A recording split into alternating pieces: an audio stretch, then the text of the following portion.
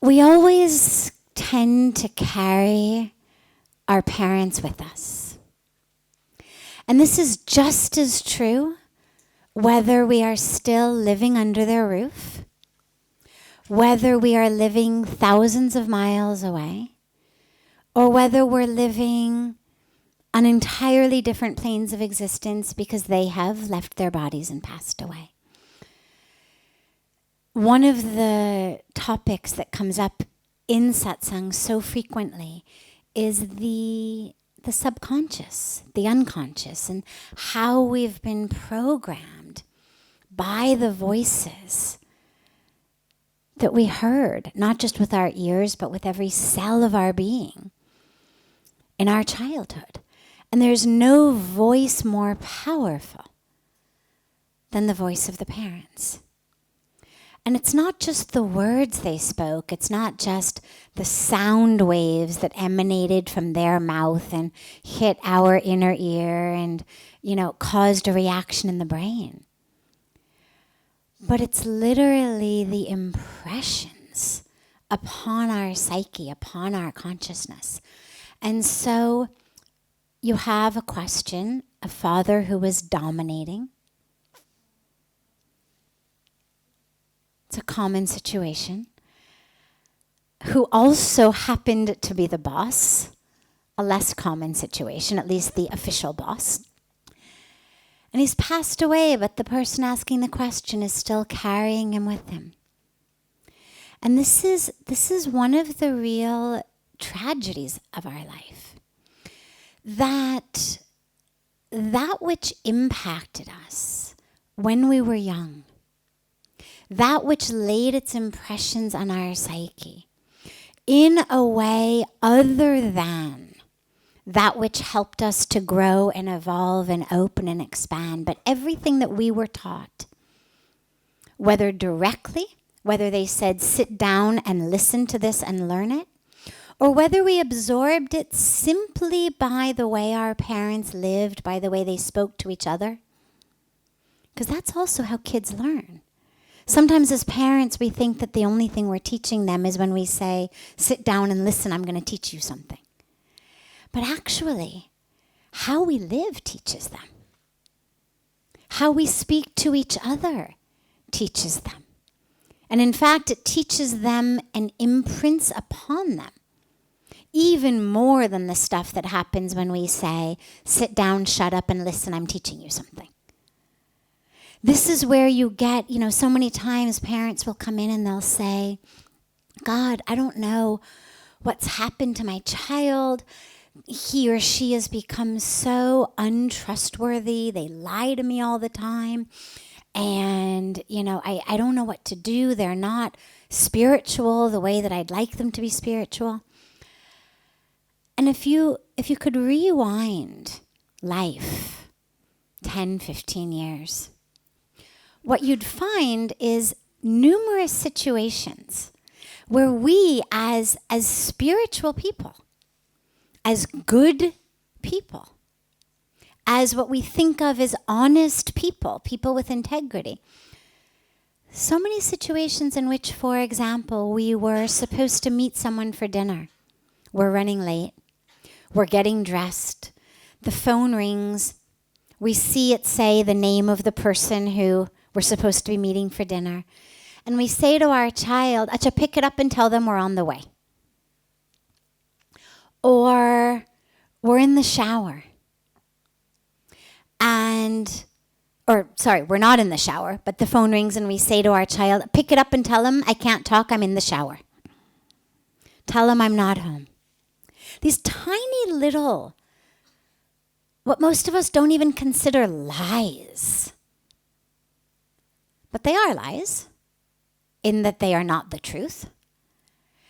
These little things that we think of as so harmless, so innocuous, just part of life, actually imprint so deeply upon our children that when they grow, what they learn is, oh, the truth is inconvenient?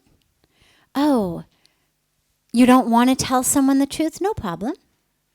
Just tell a lie. You're running late? No problem. Tell them you're on the way. And then, of course, we can't understand where these children have gone astray, have gone awry.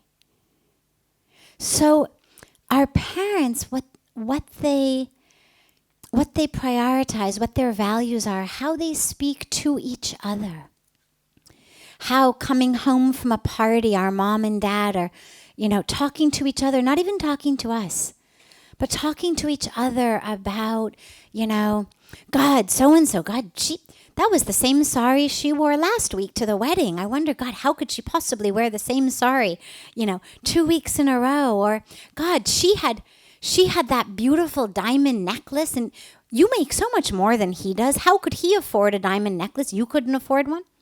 God, look at how nice she was to him. She brought him, a drink. She brought him a plate of snacks. You never bring me anything like that. Why don't you take care of me the way she was taking care of him? Or just general gossip. God, she got fat. God, he seemed to be flirting with someone else. I wonder what's going on in their marriage. Right? Little stuff. You'd say, well, it's harmless. Well, it may be harmless between the mother and father who are just amusing themselves at the expense of another, polluting the air, you could say. But to the child, it's actually much deeper. What the child is learning, is how to have two faces. How to be one way in front of people and how to be an entirely different way when you get in the car. The child is learning that material things are of great importance. Look, mom was so happy with dad in the car on the way to the wedding, but now they're having this huge fight because mom wants to know why dad doesn't buy her a diamond necklace the same way that this other guy bought his wife one. What that means is the presence or absence of this necklace determines mom's mental state. Material things matter, which mean, take it forward a step. God, I better not even think about being the artist or the musician I wanted to be, or the monk I wanted to be, or the teacher I wanted to be, because those people don't make any money. God, if I'm ever going to make a woman happy, I better go become something that makes a lot of money. Because someday my wife is going to want to know why I didn't buy her the diamond necklace. And these are the things that are imprinting so deeply on our children. How we look matters a lot. Look, mom and dad are talking about this lady or man who gained a few pounds.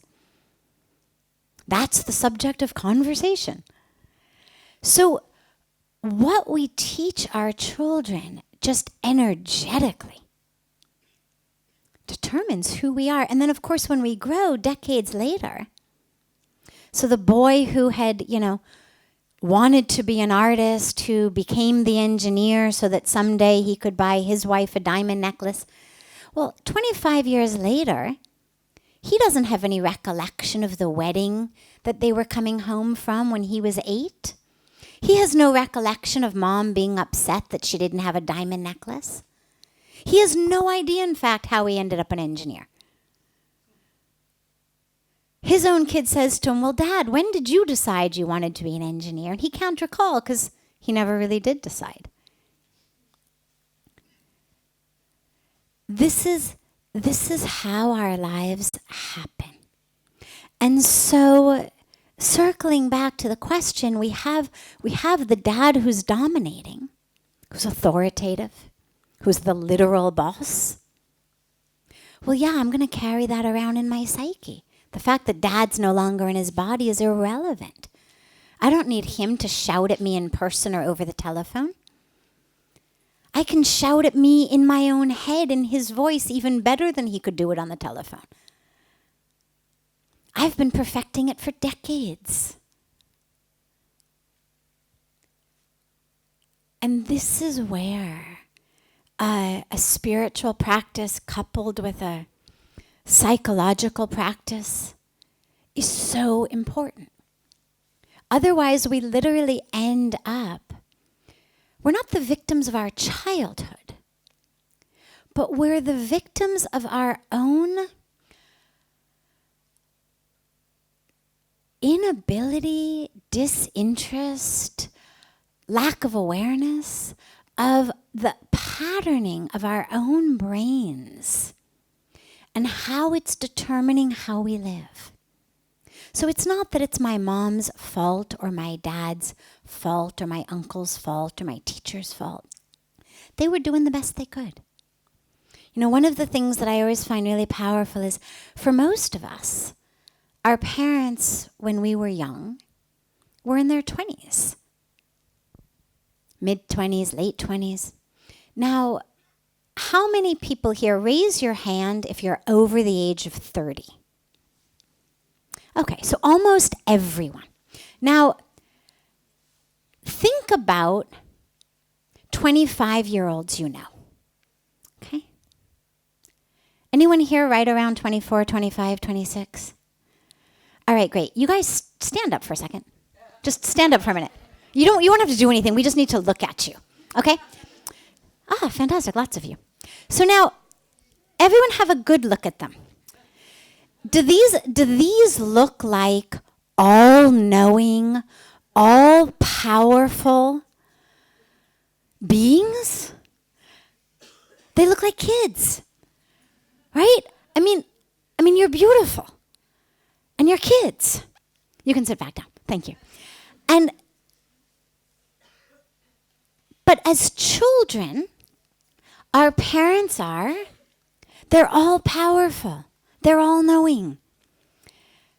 And when they say to us, either with their words, you're stupid, you idiot, you're worthless, or when they say it without their words. When what we learn is that when we come home with a good grade on an exam, we get lots of hugs, lots of love. We clean up our room, we get cookies, we get lots of hugs, lots of love. We don't do well on an exam, we don't clean up our room so well. Mom's mad, dad's mad, or at least they're withdrawn. At a minimum, they're withdrawn. Do better next time, right? And what we learn is that love, that sense of worth is dependent upon not who we are, but how we perform.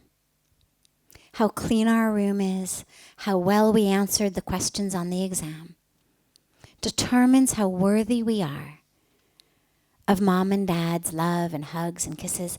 And now, when we look at our beautiful sisters and brothers who just stood up, who are kids, we can all look at them, those of us over 30, can look at them and say, they're beautiful, they're wonderful.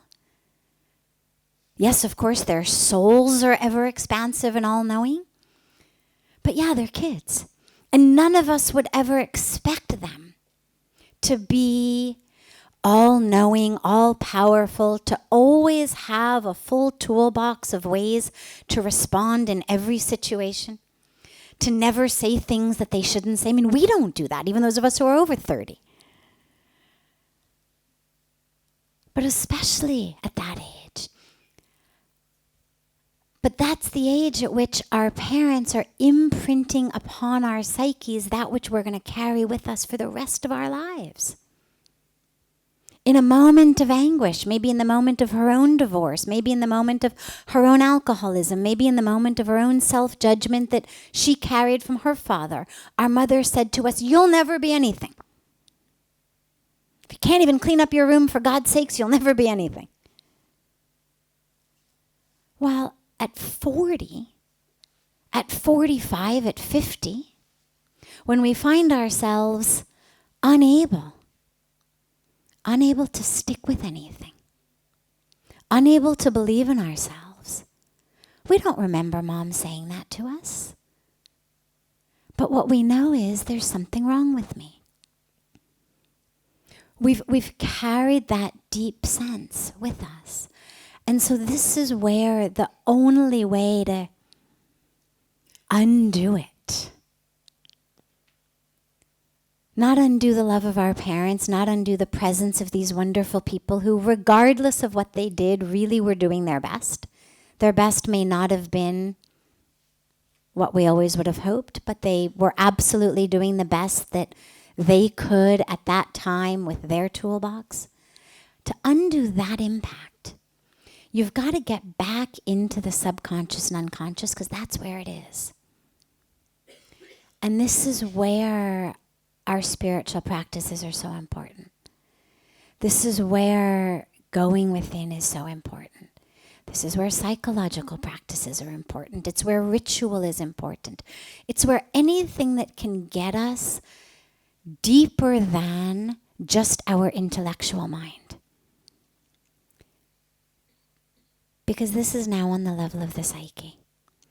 And so to the person who asked the question, what I would say is, identify the voice of your Father in your mind, simply so that when it comes up, you don't mistake it for the inner voice of the divine.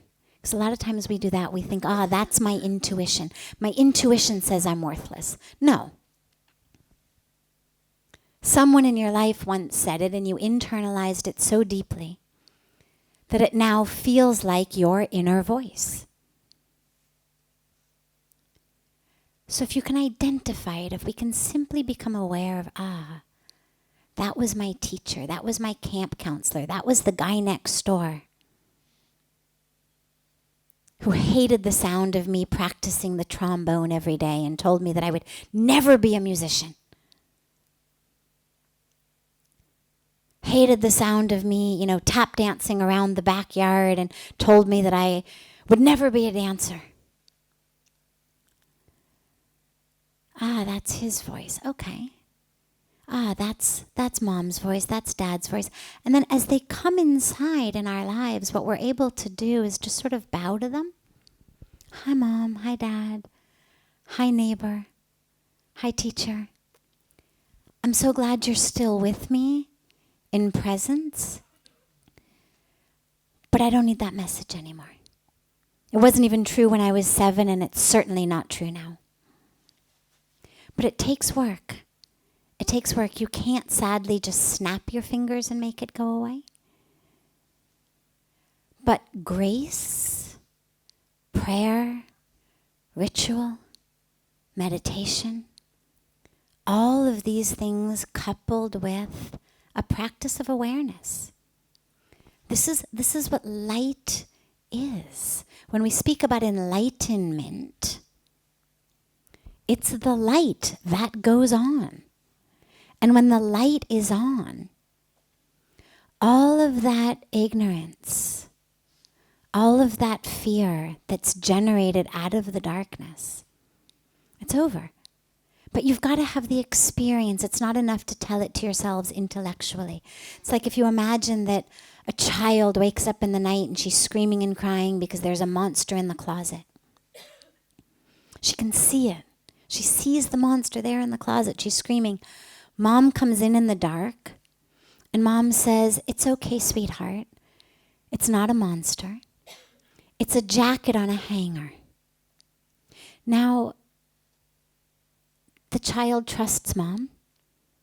Mom may even say, "Trust me, honey. I'm telling you. I promise. It's not a monster. It's a jacket on the hanger." And the child will be a little bit calmed, but not completely. Yeah, she believes Mom. Yeah, she trusts Mom, but she looks over there, and that is a monster. And when Mom leaves the room, she's still going to be afraid. Maybe not as afraid, because Mom has promised her, and there is that faith in Mom. But chances are she's still not going to be able to go back to sleep because there is a monster in the closet. But if Mom had come in and had actually turned on the light instead of just convincing her in the dark, so that with her own eyes she could see the jacket on the hanger, the fear would be gone immediately. Mom would no longer have to say, "Don't worry, sweetheart, it's only a jacket."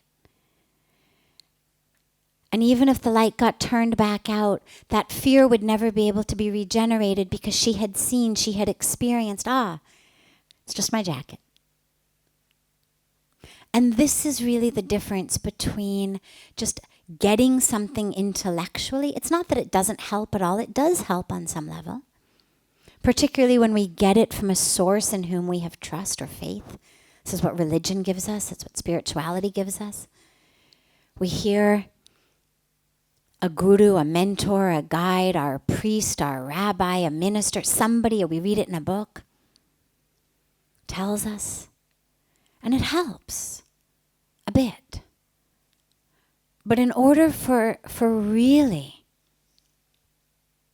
the ignorance to go, the fear to go, all that stuff to go, the light has to come on. We have to actually experience the light. And that's when we talk about enlightenment. It's literally the light is on. I get all of that which I thought existed. It's not what I thought it was at all. I thought I was this separate being over here. I'm not. I thought you were that separate being over there. You're not. I thought this whole game was all about, what I look like and what I earn and what I achieve, and actually it's not. But experiencing that in the light is much, much more powerful than just having somebody tell it to me. And this is why we meditate. And this is why we pray. This is why we chant. This is why we do so many different things, and it doesn't matter what your religion is. And it doesn't matter how you meditate or how you pray or how you connect with God. Whether it's at the foot of the tree in your backyard, whether it's in a official, temple or synagogue or mosque or church. Doesn't matter. As long as you connect, because that connection is actually what rewires us internally. And that's what's needed.